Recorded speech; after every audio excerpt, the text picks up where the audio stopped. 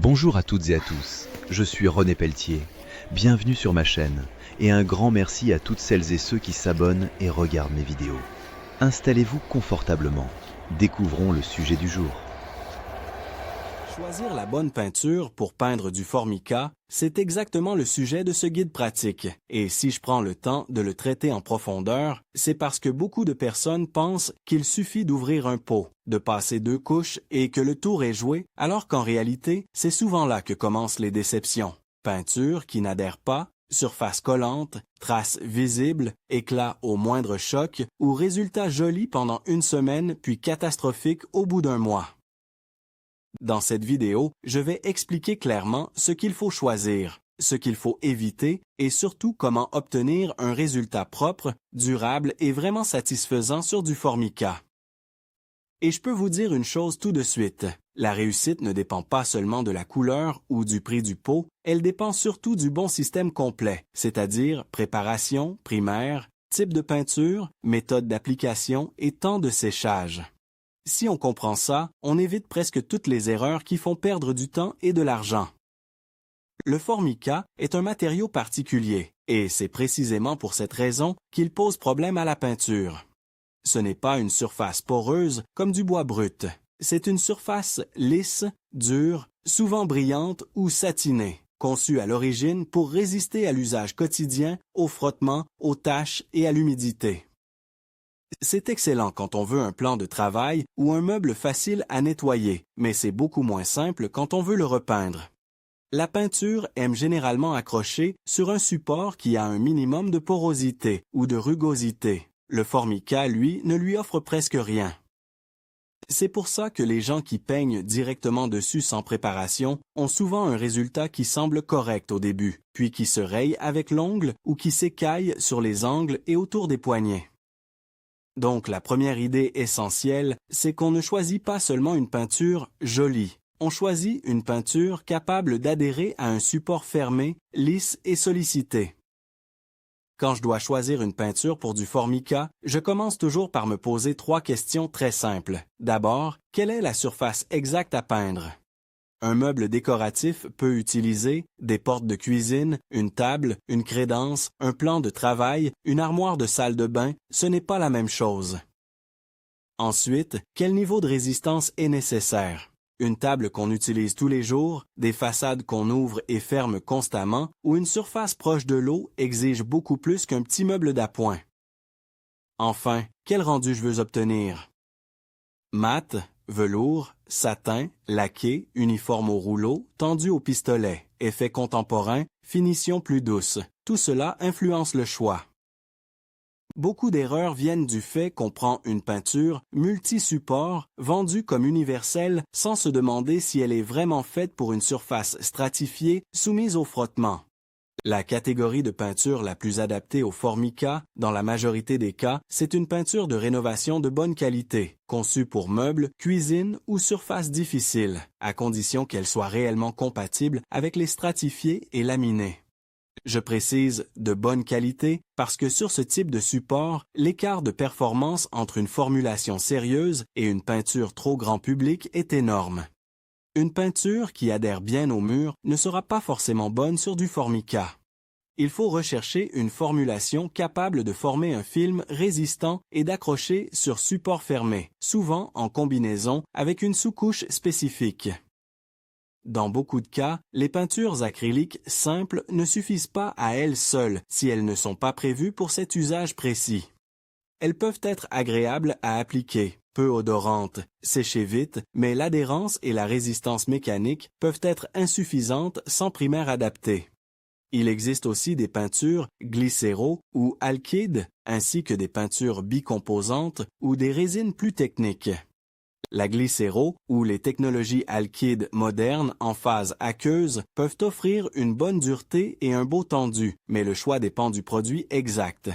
Ce n'est pas parce qu'une peinture est plus dure qu'elle adhérera forcément mieux au formica. Une peinture très dure sur un support mal préparé s'écaillera parfois encore plus nettement. Les systèmes bicomposants, notamment certaines résines époxy ou polyuréthane, offrent en général une résistance très élevée, notamment pour les plans de travail ou les surfaces très sollicitées, mais il demande une mise en œuvre plus rigoureuse.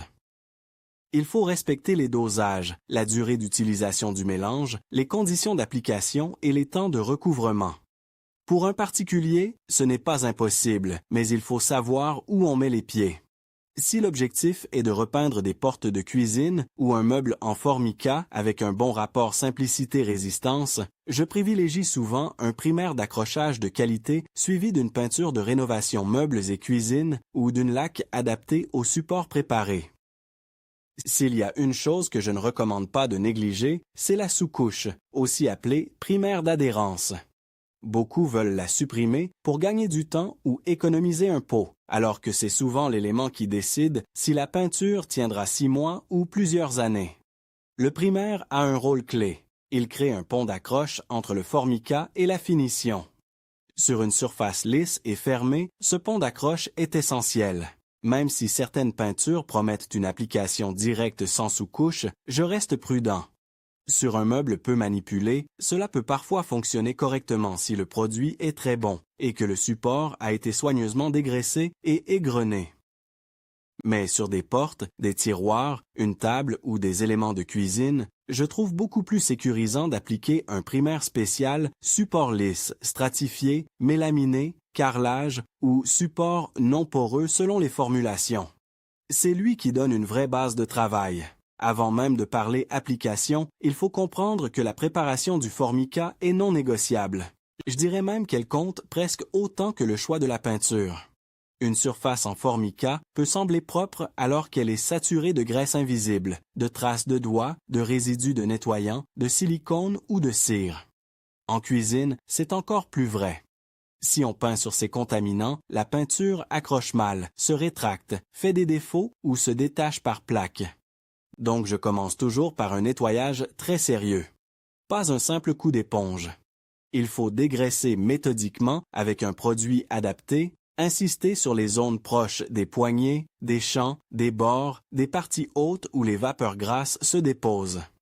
Ensuite, je rince si nécessaire selon le produit utilisé, puis je laisse parfaitement sécher. Après le nettoyage, j'égrène la surface. Et là aussi, il y a une nuance importante. L'objectif n'est pas d'attaquer violemment le formica jusqu'à le creuser, mais de casser sa brillance et de créer une micro-rugosité. Un abrasif fin à moyen suffit généralement. Le but est d'obtenir une surface uniformément matée, pas rayée profondément. Si certaines zones restent brillantes, ce sont souvent ces zones qui poseront problème à l'accroche. Une fois le ponçage terminé, j'enlève toute la poussière avec soin. Aspirateur, chiffon légèrement humide ou microfibre selon le cas, puis séchage complet. Si je veux être vraiment rigoureux, je termine par un dernier dégraissage léger ou un essuyage soigné pour être certain qu'il ne reste ni poussière ni gras. Si le formica présente des éclats, des chocs ou des petits défauts, je les traite avant peinture. Une finition ne masque pas les défauts, elle les révèle souvent davantage, surtout avec des teintes claires ou des finitions satinées. J'utilise un enduit ou un mastic adapté, je laisse sécher, je ponce à nouveau et je dépoussière. Sur des meubles anciens en formica, on voit parfois des champs décollés, des bords abîmés, de petites fissures ou des coins usés. Si on veut un résultat propre, il faut corriger tout cela en amont. La peinture n'est pas une baguette magique. Elle uniformise la couleur, mais elle ne transforme pas un support négligé en surface impeccable sans travail préparatoire. Quand vient le moment de choisir la finition, je pense à l'usage quotidien. Sur du formica, j'évite généralement les finitions trop mates pour des zones très sollicitées, car elles marquent plus facilement et se nettoient parfois moins bien. Un satin est souvent un excellent compromis. Il renvoie un peu la lumière, se tend bien visuellement, masque mieux certaines petites imperfections qu'un brillant fort et reste plus pratique à l'entretien. Le brillant peut être très beau sur des meubles design ou pour retrouver un esprit plus laqué, mais il met en évidence chaque défaut de support et chaque trace d'application. Le mat, lui, peut donner un rendu très contemporain, mais il faut une peinture de très bonne qualité pour conserver un bel aspect sur des surfaces manipulées. Donc, si je dois conseiller une option polyvalente, je dirais qu'un satin de qualité est souvent le choix le plus sûr. Pour l'application, je fais attention aux outils. Un mauvais rouleau peut ruiner même une bonne peinture. Sur du Formica, on cherche un film régulier, sans trop de texture. Un petit rouleau lacqueur de bonne qualité fonctionne souvent très bien pour les façades et surfaces planes. Certains préfèrent compléter avec un pinceau pour les angles ou moulures, mais il faut alors lisser rapidement pour éviter les reprises visibles. Si on applique au pistolet, on peut obtenir une finition plus tendue et plus proche d'un aspect d'origine, mais cela demande de la maîtrise, de la préparation de l'espace et souvent plus de masquage. Pour la plupart des gens, le rouleau lacqueur reste la solution la plus simple et la plus fiable, à condition de travailler en couches fines et régulières. Je dis bien en couche fine, parce que l'une des erreurs classiques consiste à charger la peinture pour couvrir plus vite. Sur du Formica, c'est une mauvaise stratégie. Une couche trop épaisse sèche mal, peut rester fragile plus longtemps, marquer davantage, couler sur les arêtes et créer des tensions dans le film. Je préfère toujours 2 ou 3 couches fines, bien maîtrisées, qu'une ou 2 couches épaisses. La première couche n'a pas besoin d'être parfaite visuellement. Son rôle est de commencer à construire l'adhérence et l'uniformité. La deuxième transforme déjà nettement le rendu. La troisième, si elle est nécessaire, apporte la profondeur et l'homogénéité finale. Entre les couches, je respecte les temps indiqués et, si le produit le demande ou si je sens une légère rugosité, j'effectue un égrenage très léger avant de dépoussiérer. Il faut aussi comprendre la différence entre séchage au toucher et durcissement complet. C'est un point fondamental que beaucoup sous-estiment. Une peinture peut sembler sèche après quelques heures, voire une journée, et pourtant rester vulnérable pendant plusieurs jours ou plusieurs semaines selon sa nature. Sur du Formica, où l'adhérence est déjà un enjeu technique, il faut vraiment laisser le temps au film de développer sa résistance maximale. Cela signifie qu'après peinture, j'évite de remonter trop vite les poignées, de claquer les portes, de poser des objets lourds, de nettoyer agressivement ou d'utiliser la surface comme si elle était totalement prête. C'est particulièrement vrai pour les tables, plans de travail, plateaux et meubles de cuisine. La patience à cette étape change radicalement la durabilité du résultat. Justement, parlons des plans de travail, parce que c'est souvent la question la plus sensible. Peut-on peindre un plan de travail en Formica? Oui, techniquement, c'est possible. Est-ce que toutes les peintures conviennent? Absolument pas. Un plan de travail subit chaleur, eau, frottement, choc, nettoyage fréquent, parfois découpe ou glissement d'objets. Même une très bonne peinture de meubles peut montrer ses limites sur une telle surface si elle n'est pas renforcée ou si elle n'a pas été choisie pour cet usage. Dans ce cas, je suis beaucoup plus exigeant sur le système à utiliser.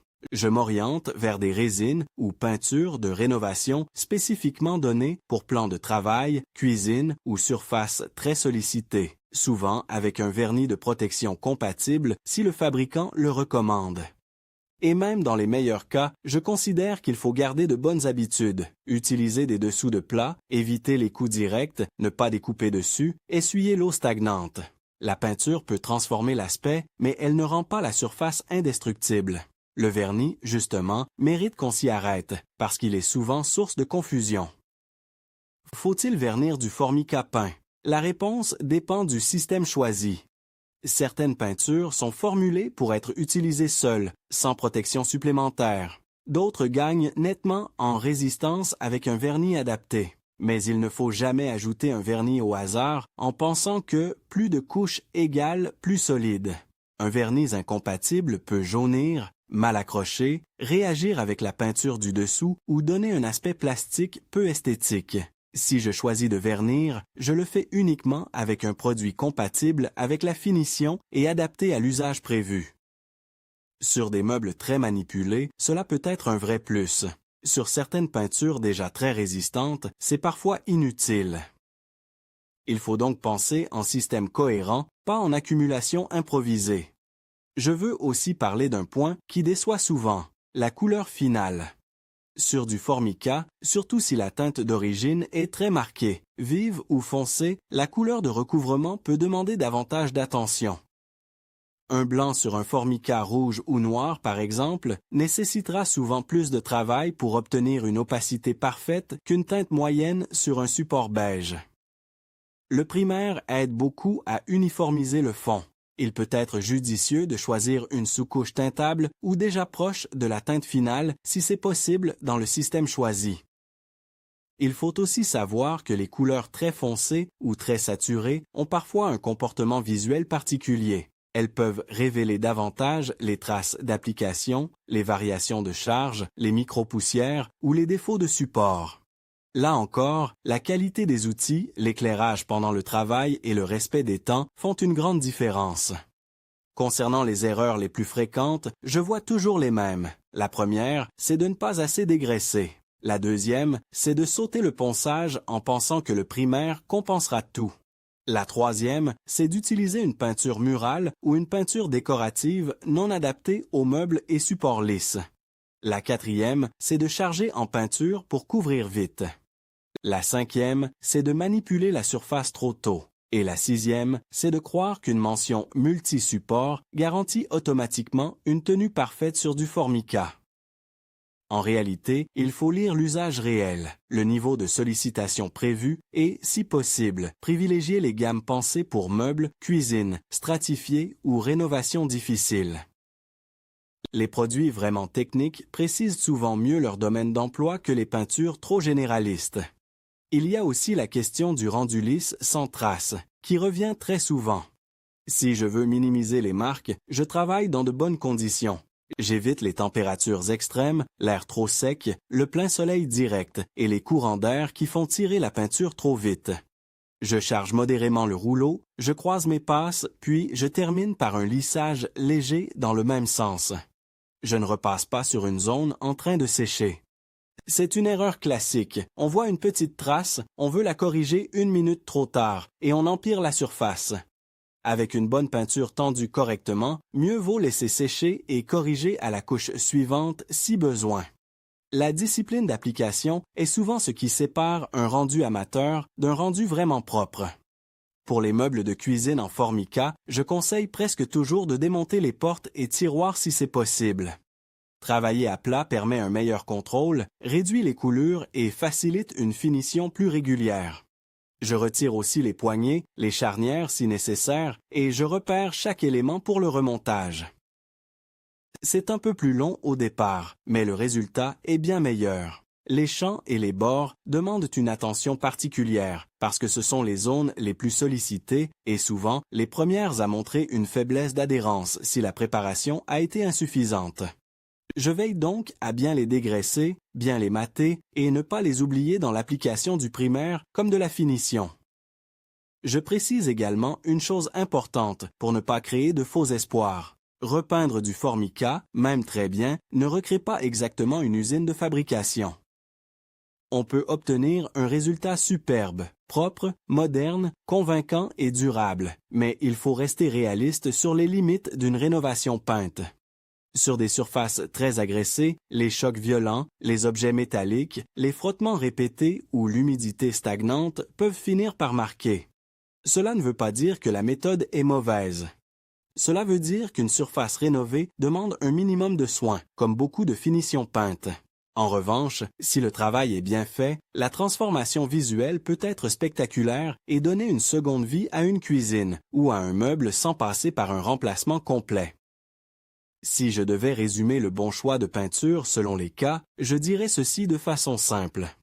Pour un meuble en formica peu sollicité, une bonne peinture de rénovation meuble compatible avec support lisse appliquée sur primaire d'adhérence est généralement suffisante. Pour des portes de cuisine, façades, tiroirs et surfaces manipulées tous les jours, je monte d'un niveau d'exigence et je choisis une peinture spécifiquement pensée pour cuisine ou meubles avec forte résistance à l'usage, toujours sur primaire adapté. Pour un plan de travail ou une surface très exposée, je privilégie un système plus technique, souvent résine ou peinture de rénovation, dédié à ce type de contraintes, éventuellement complété par une protection compatible. Le point commun à tous ces scénarios, c'est qu'on ne mise jamais tout sur la couche finale. Le support et l'accroche décident de la réussite. Il faut aussi penser à l'entretien après rénovation. Une peinture fraîchement durcie n'aime pas les produits agressifs. Pour nettoyer du formica peint, j'évite les éponges abrasives, les poudres à récurer, les solvants forts et les détergents trop alcalins. Un chiffon doux, une éponge non abrasive et un nettoyant doux suffisent généralement. Plus on nettoie avec violence, plus on risque d'user prématurément la finition, surtout sur les champs et les zones de contact. L'entretien raisonné fait partie de la longévité du travail, au même titre que la préparation initiale. Un autre point auquel on pense moins, c'est l'état du formica lui-même. Si le stratifié est décollé, gonflé, fissuré en profondeur, ou si le support en dessous a pris l'humidité, la peinture ne réglera pas le problème structurel. Dans ce cas, il faut d'abord réparer ou évaluer si la rénovation vaut la peine. Peindre sur un matériau instable, c'est prendre le risque de voir le défaut réapparaître rapidement. Donc, avant de choisir la peinture, j'observe honnêtement le support. Est-ce qu'il est sain? Est-ce que les bords tiennent? Est-ce que les zones proches de l'évier ou des plaques n'ont pas été dégradées? Une bonne décision technique commence toujours par un bon diagnostic. Enfin, s'il y a un message que je veux vraiment faire passer, c'est que peindre du formica n'est ni impossible ni réservé aux professionnels, mais ce n'est pas non plus un chantier qu'on traite à la légère. Le bon produit n'est pas forcément le plus cher, mais c'est celui qui correspond au support et à l'usage réel. La bonne méthode n'est pas la plus rapide, mais c'est celle qui respecte l'adhérence, la finesse des couches et le temps de durcissement. Et le bon résultat n'est pas celui qui paraît beau le soir même, c'est celui qui reste propre, solide et agréable à vivre après des semaines et des mois d'utilisation. Si je devais vous donner la formule la plus fiable, ce serait celle-ci. Dégraisser à fond, mater la surface, appliquer un primaire d'accrochage sérieux, choisir une peinture réellement adaptée au formica et à l'intensité d'usage, travailler en couches fines, respecter les temps de séchage et attendre le durcissement complet avant de solliciter la surface. Avec ça, on élimine l'immense majorité des problèmes. Et si vous hésitez encore entre plusieurs peintures, posez-vous toujours la question la plus concrète. Est-ce que je peins une surface décorative ou une surface de travail? Plus l'usage est intense, plus il faut monter en exigence technique. C'est souvent là que se fait la différence entre une rénovation simplement jolie et une rénovation vraiment durable. Le formica a la réputation d'être difficile, mais une fois qu'on comprend sa logique, tout devient beaucoup plus simple.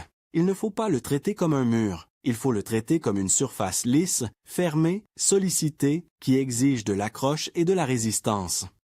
Et à partir de ce moment-là, choisir la bonne peinture pour peindre du formica devient beaucoup moins flou, beaucoup plus rationnel et surtout beaucoup plus efficace.